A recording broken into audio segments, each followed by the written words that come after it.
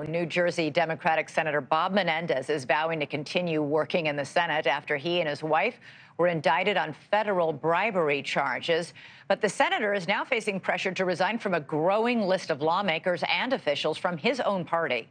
With us now for more on all of this is NewsNation's political editor, Chris Stirewalt. And listen, Senator Menendez doubled down today, denying all wrongdoing, saying he's a child of Cuban immigrants and learned not to trust banks, and that's why he had $500,000 in cash stashed around the house.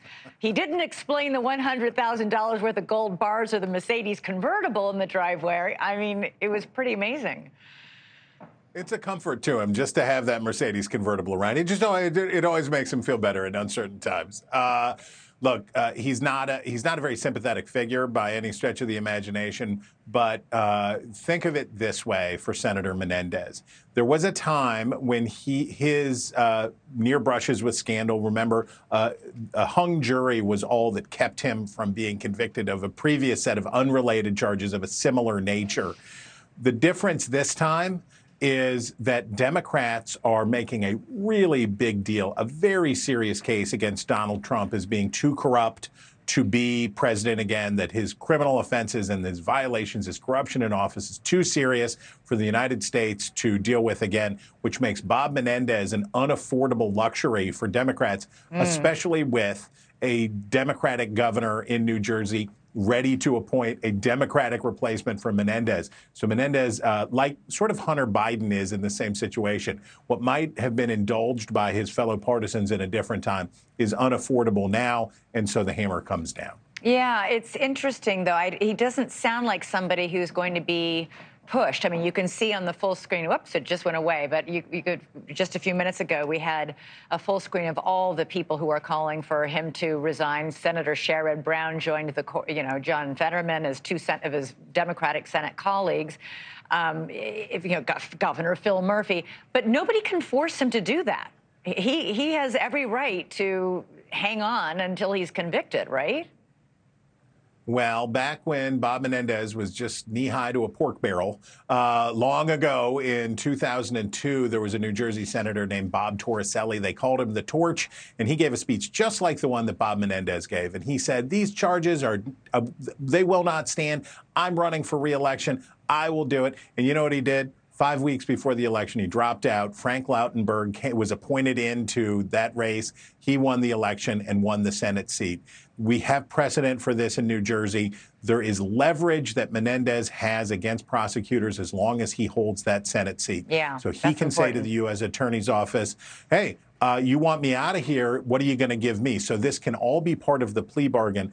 But given the amount of condemnation that's going on here, given the ostracism, Menendez, the clock is running on him here, and he needs to probably make the best deal that he can to try to make sure that he gets the value out of that Senate seat. All right. In the meantime, we have both President Biden and former President Trump heading to Michigan to support the UAW in their strike of the big three car makers. Michigan is key to winning the White House for either candidate.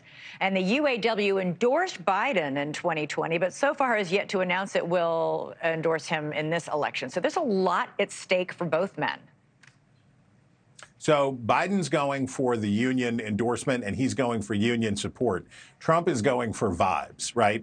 Trump has a blue-collar strategy that he is trying to play to take not necessarily union members, who he's probably not going to win, and he's probably not going to get their support, but for working class, particularly working class voters in states like Michigan, Wisconsin, Pennsylvania, the upper Midwest, he wants to get the vibes. He wants to create the feeling among them that he cares about the downtrodden. He cares about those working class voters.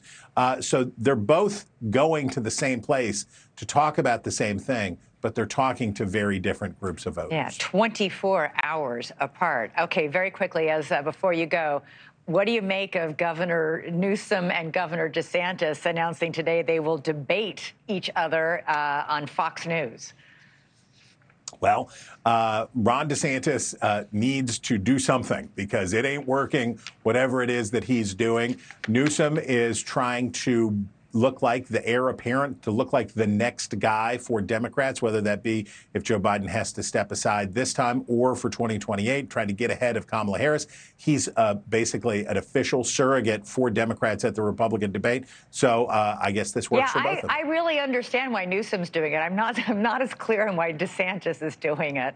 12% will make going from 30% to 12% will make a man willing. Yeah. That's right.